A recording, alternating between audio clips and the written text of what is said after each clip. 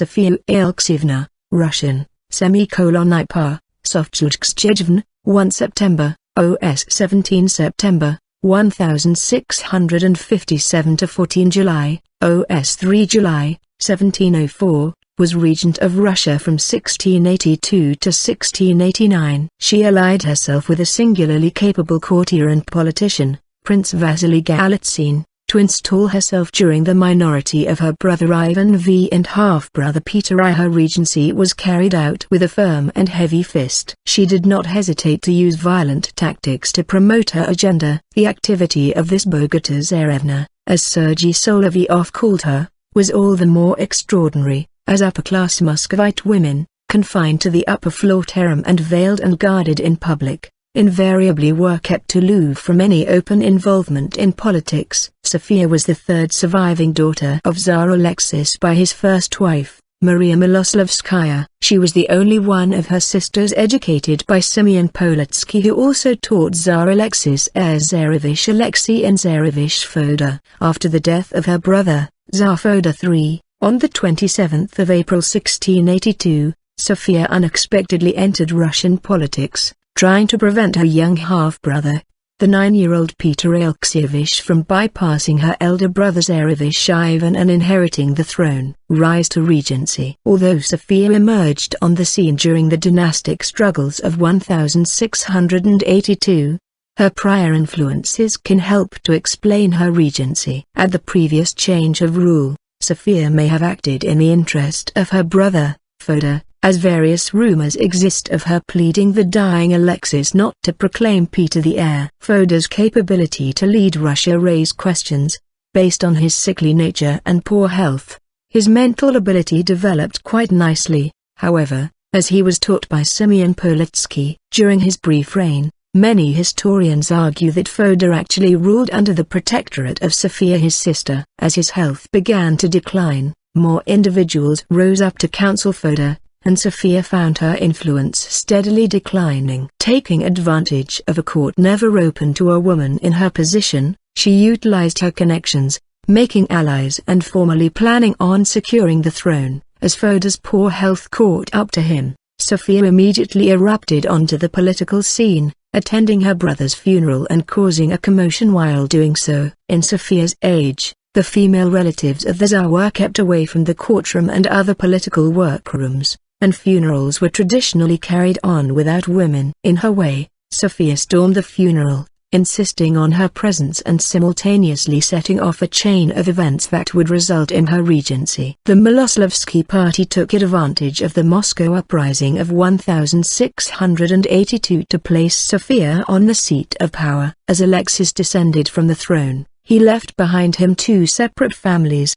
both of which boasted at least one rightful heir. As the clans of Alexis' two wives embraced in conflict, Sofia crafted her scheme to ensure power for herself and her family, promoting the case of her brother Ivan V, a legitimate heir to the throne. Sofia attempted to convince the patriarch and the boyars that their recent decision to crown Peter should be reversed, insisting that Peter's election broke monarchic laws by skipping over her brother, who would have been next in line to rule if not for his ineptitude. She proposed a shared crown with Ivan. Upon the court's swift and unanimous rejection of the proposal, Sofia reached to the discouraged military troop, the Streltsy, for their aid and support.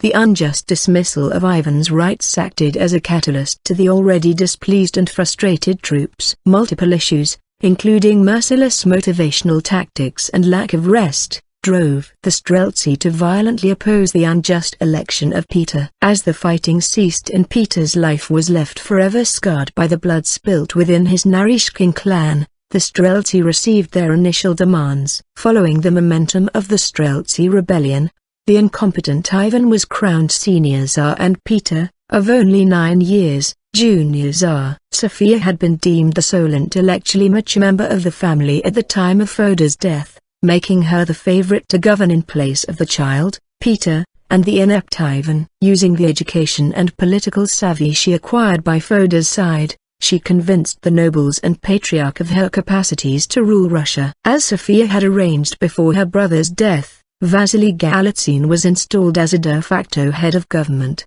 responsible for most of the policies during her regency. Romantic life. Sophia's relationship with Prince Galitzine had no necessarily erotic overtones and did not imply any romantic attachment. Galitzine had a wife and a large family at a time when the boyars were still attached to the domostroy, a matrimonial code from Ivan IV's reign. Several early 18th century memoirs gave birth to rumors that Galitzine had been Sophia's lover. Some see the evidence for this in the tone of Sophia's correspondence with him in 1689. In any case, a romantic interaction between the two could not begin when they met under Fyodor's rule. Fyodor entrusted great confidence in Galitzine, and there remains no evidence Sophia and Vasily acted against customs that would have kept them apart until after his death. There is no suspicion of any relations until the letter in 1689. Even during the period of Galitzine's rise to power. When the Old Believers joined the rebels in the fall of 1682 and demanded the reversal of Nikon's reforms, Sophia lost control of the unsteady Streltsy to her once ally, Prince Ivan Khovansky. After aiding Sophia in May, Khovansky used his influence with the troops to force her court to flee the Moscow Kremlin and seek refuge in the Troitskoye. The Streltsy rebels, who instigated the rebellion, hoped to depose Sophia and to make Prince Ivan Khovansky a new regent, to satisfy their increasing desire for concessions. Calling together the gentry militia, Sophia managed to suppress the so-called Khovanshchina with the help of Fyodor Shaklovitya, who succeeded Khovansky in charge of the Muscovite army. Silencing the dissatisfied parties until Peter reached of his age of majority, Sophia executed Khovansky and the other figureheads of the attempted rebellion.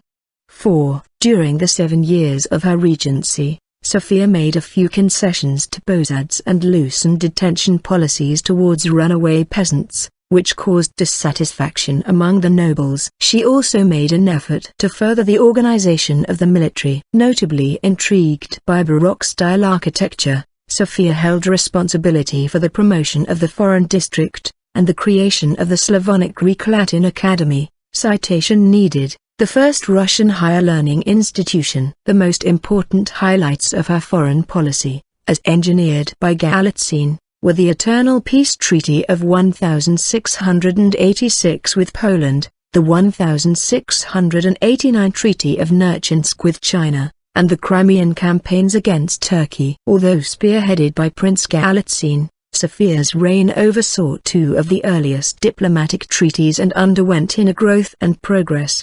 Despite her other achievements, Sophia's influence and effect on a young Peter remains as the most historically significant portion of the reign, as the rebellion of 1682 bred a distrust in nobility that came to define his leadership. Downfall. Sophia Alekseyevna's regency retained the trappings of a typical regent, and the true Tsar was growing into his position with every passing year. At the age of 16, Peter I demanded that Galitzine report to him regarding all matters, and the Naryshkin family prepared for their long-awaited ascension to power. In 1688, Peter began to promote within his clan, and Sophia remained powerless to halt the gradual shift in control. During this time period, the regent disregarded the young Tsar, letting him train his Preobrazhensky and Semenovsky guards in Preobrazhensk. Although some historians claim Sophia made conscious attempts to neutralize Peter, and remove him from the political world, her involvement remains unclear. Sophia and her party had discussed crowning her as Tsarina, and in August 1687 had tried persuading the Streltsy to petition on her behalf. Denied their aid, Sophia and her supporters found themselves on the decline in 1688, as the Crimean War brought rioting and unrest to Moscow. To worsen the situation, Peter had married, readying himself for rule, and Ivan V fathered a girl, eliminating any potential claim to the throne from that branch. Tensions between the two factions continued to grow, until Peter I turned 17 years of age, when his Naryshkin relatives demanded that Sophia step down. In response, Shaklovitya advised Sophia to proclaim herself Tsarina and attempted to induce the Streltsy to a new uprising. Most of the Streltsy units, however, deserted central Moscow for the suburb of Preobrazhensk and later for the Troitskoye, where the young Tsar was living. Feeling the power slipping from her hands, Sofia sent the boyars and the patriarch to Peter, asking him to join her in the Kremlin. He flatly refused her overtures, demanding Shaklovitya's execution and Galitzine's exile. After Sofia agreed to surrender her senior boyars, she was arrested and forced to withdraw to the Novodievsky convent without formally taking the veil. Sofia may have plotted one last attempt at securing power, although her involvement is unclear. Regardless of her conscious intent, her fate was sealed 10 years later, when the Streltsy attempted to reinstate her in the Kremlin during Peter's absence from the country. This uprising was suppressed with an iron hand, and soon the corpses of the rebels were suspended in front of Sofia's windows. Having taken the veil, she was kept in the strictest seclusion, with other nuns not allowed to see her except on Easter Day. She died in the Novodievsky convent 6 years later. She was fictionally portrayed in Chinese novelist Jin Yong's novel The Deer and the Cauldron, in which the young protagonist Aleksei went to Russia and helped her lead the coup against her half-brother Peter. It was suggested that this event led to the peace between the Qing Empire and Russia in the Nerchinsk Treaty. Vanessa Redgrave portrayed the character of Sophia Alekseyevna in the 1986 miniseries Peter the Great. Her performance received an Emmy Award nomination for Outstanding Supporting Actress in a Miniseries.